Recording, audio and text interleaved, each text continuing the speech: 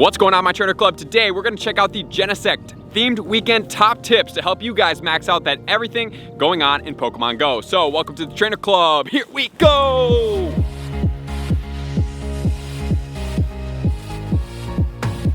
Welcome back, everybody. Let me know in the comments below, how are you doing on the GENESECT themed weekend? Are you doing the GENESECT research and everything else that's going on for you? And do not forget, get after those shiny potential Cobalions. And if you do need Thundurus, we have Landorus coming out soon, so you guys definitely want to stay after those Pokemon. So today we're gonna go over my entire tips and everything that has to do with this GENESECT themed weekend, including some of the boosted spawns, some of the PvP IVs that could help with your Go Battle League teams, and everything else that you need to know for this weekend, including the shiny potentials and the spawns that are boosted. So this weekend event is gonna go from today, Friday, all the way until Monday at 10 p.m. again, so it's one of the 4-day events, so make sure to get out there and stay after it. Also, a reminder that we are getting gifts more frequently from stops, so whenever you go outside and you spin your stops, make sure to send out as many gifts as possible.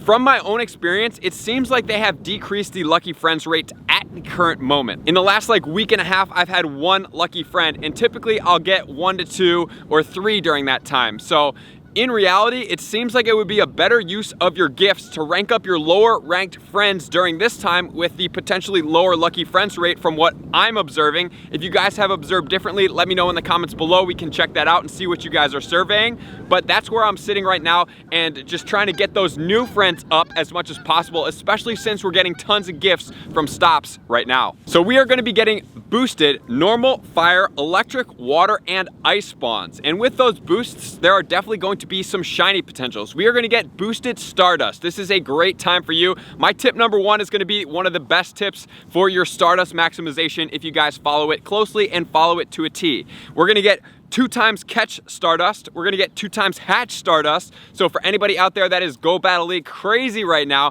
and needs Stardust, you absolutely must get out there with some star pieces this weekend. And the shiny Nincada is out. It is supposed to be spawning in the wild, however, I have not seen a wild spawn yet, so it's probably rarer and more dependent on 5-kilometer eggs, because it is going to be in 5-kilometer eggs paired with the Shelmet and the Carablast. And since we're in the GENESECT themed weekend, we have bug and steel type Pokemon that are going to be propagating the raids. So now let's get into my top tips to make sure you guys are ready to maximize, which is going to start with tip number 1. Tip number 1 is going to be one of my favorite tips, and it's going to have to do with compounded Stardust. So if you have not walked 50 kilometers, you're going to need to walk 50 kilometers because we want to get our Adventure Sync bonus on Monday morning. Not only that, we want to hatch eggs, we want to hit our stop, we want to claim Go Battle rewards all at the same time. So here's what it's going to look like. You're going to need to get to at least 50 kilometers. Preferably, you would get all the way to 100 kilometers, because then you're going to be getting 24,000 Stardust on a star piece. But 50 kilometers is going to work as well, because then you'll get the 9,000, which is going to go into the 14,000 Stardust. So that's a good chunk right there. Number 2, you're gonna want to put on eggs on Sunday and start walking them very, very close to when they're hatching. Preferably, you would have 9-10 kilometer eggs. That would be the best and most ideal situation. So you get them all the way to approximately, since we also have the half incubator distance, we are coming up big time right now. So with the super incubator, that 10-kilometer egg is gonna be 3.3 kilometers to walk. So put on all of your eggs, get them very close to hatching, and depending on what type of eggs you're gonna have to know this. So Adventure Sync in my area, and I think in most people's areas, is going to trigger Monday morning at 9 a.m. So preferably at around 8:35, you're gonna set an alarm if you're not already up. 8:35 you start, you put your star piece on, you're gonna walk off those eggs on that star piece. You're gonna already have a completed Go Battle League rewards, preferably as close to 5 wins as possible. You're going to wait before you claim all those. You're gonna claim all of your rewards on that star piece. You're gonna then collect the entire Go Battle League rewards, which is gonna be more Stardust. Then you're gonna hatch all those eggs, and then 9 a.m. is gonna hit. You're gonna claim your rewards as well, and preferably you're not going to spin any more stops because you need to have 2 spaces open to get your eggs, which one's going to be a 10-kilometer egg, and then you can go ahead and hatch that later in the day on a star piece or whatever you choose to do. And then finally, you're going to catch your first Pokemon of the day, which is going to make a tremendous amount of Stardust once that star piece starts. So that tip is going to be the most compounded one you can possibly do. Don't catch a Pokemon, put your star piece on 835, catch your Pokemon, hatch all of your eggs, spin a couple stops, but you want to keep 2 spots open so you can get the Adventure Sync rewards. Then you're going to claim all your Go Battle Leagues. You're going to claim the full entire Go Battle League after you claim each individual one, and you're catching Pokemon at the same time. And then at 9 a.m. you're claiming your Adventure Sync bonus, which is going to be a tremendous amount of Stardust for you, which is going to lead us to tip number 2. And tip number 2 is going to be to hatch 5-kilometer eggs. Try to get these as much as possible because on a regular incubator, since we have half hatch distance, you're going to be hatching it in 2.5 kilometers, which is super easy. So for the Nincada with the shiny potential, since it's going to hopefully be more popular from these 5-kilometer eggs, I wouldn't say go gung-ho on your super incubators, but just walk a little bit more frequently. It's a great time to get outside, stay healthy. If you choose to social distance, that doesn't mean you don't have to go outside. You can still go outside.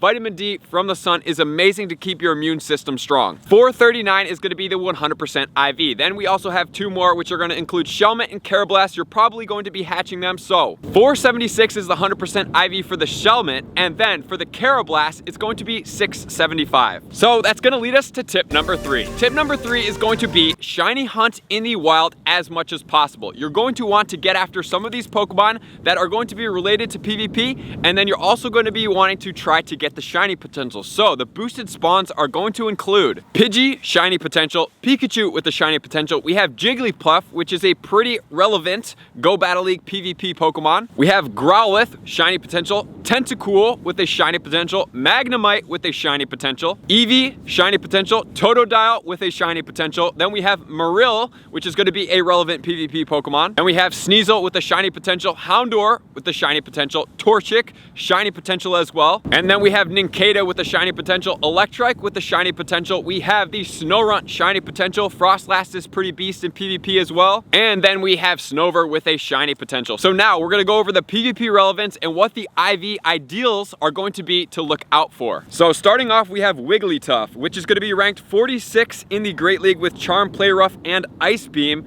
At a level 30, rank 1 is going to be 0, 15, 12. So definitely keep in mind that you're hunting for these 0, lower attacks, higher defense and stamina for the Wigglytuff.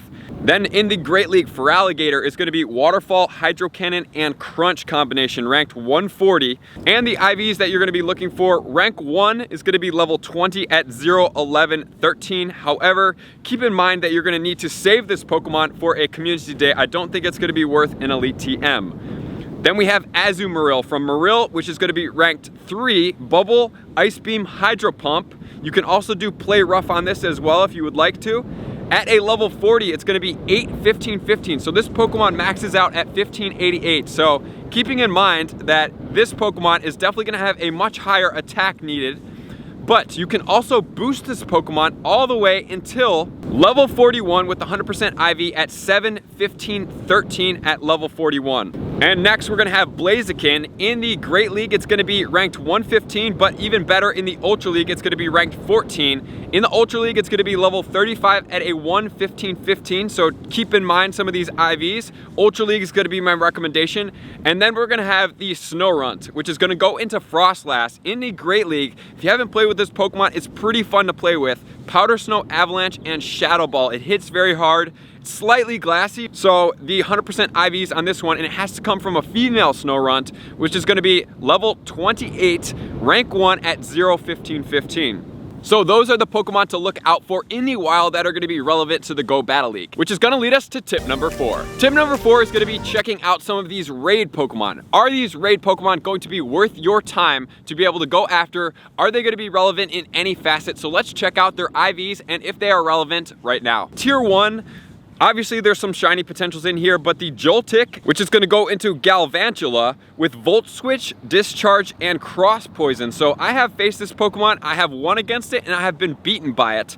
it's going to be needed to be traded to a level 25.5 with a 0.15.15 for 100% IV for the Great League, or you could go to rank 10, which is going to be a 3.14.12. And then obviously the shiny Clink as well if you're trying to get after that, which is going to lead us into the tier 2. Tier 2 is going to be Venomoth, Yanma, Pineco, and Mawile. So Venomoth, it can be used in PvP, but it's not the strongest Pokemon. But with the right use, it could definitely do some work. We want to check out the Pineco and the Mawile. Fortress is going to have Bug Bite, Earthquake, and Mirror Shot. And in the Great League, it's going to be level 25 at a 0.9.15.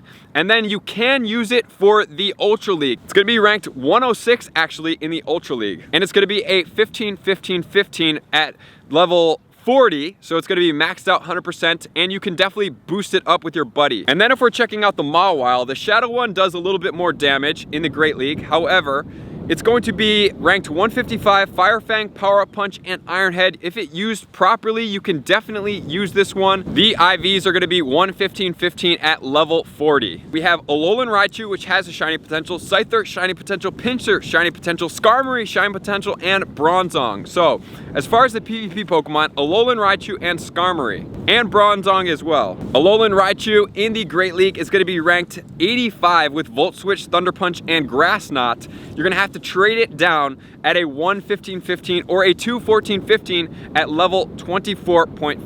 Skarmory in the Great League is going to be ranked 21 with Air Slash, Sky Attack, and Flash Cannon. And then in the Ultra League, it's going to be ranked 74, but that's going to be 100% IV, completely maxed out at level 40. But for the Great League, it's going to be a rank 1 at 27.5 level at 0.15.14. And then the Bronzong, which can be used pretty decently, does have some weaknesses, but it definitely has some resistances as well. It's going to be 121 Confusion, Psyshock, and Bulldoze. And it's going to be a level 25.5 at 115.14. And then in the tier 4 raids, we have Beedrill, Alolan Marowak with the shiny potential, Metagross, and Excadrill. So the Beedrill can be used effectively, but you have to really know how to use this Pokemon.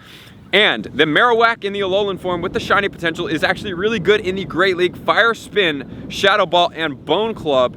And the 100% IV is going to be level 33.5 at 0.14.14. And then finally, the Excadrill, the only other relevant Pokemon, is going to be in the Master League, 77 100% IV, all maxed out, Mud Slap, Rock Slide, and Drill Run. So that's where we're going to be sitting. And then obviously the Metagross is in there as well. However, you need to have the Meteor Mash on your Metagross. Don't think it's worthy to TM that. As far as the Elite TM goes, I don't think it's worth it. It's going to be prevalent in the other community days unless the Elite TM becomes a lot more common, which is going to lead us to tip number 5. Tip number 5 is going to be complete your GENESECT research. Make sure to save up as much dust as possible during this event, and make sure to get after the Cobalion. You want to get that 1727 with the new fighting move that it has that is going to be legacy. You cannot TM into this Pokemon, so get this Pokemon, get the shiny, do any Thundurus that you have because we have Landorus coming out soon. So thank you guys for tuning in, all my likers, commenters, subscribers, Patreon members. If anything changes, you can check my pinned comments below. I'm gonna see all you guys out on the next video. Peace! I just want to take a moment and sincerely thank all of my Patreon members, everybody that has taken their subscription to the next level and chosen to support me on this platform. I greatly appreciate you guys. As a growing channel and really trying to grow and improve as much as I possibly can, I really appreciate the extra support. You guys mean the absolute world to me. I cannot wait to connect with you soon, and I appreciate you guys all for being a part of the Trainer Club. I will see you guys out on the next video.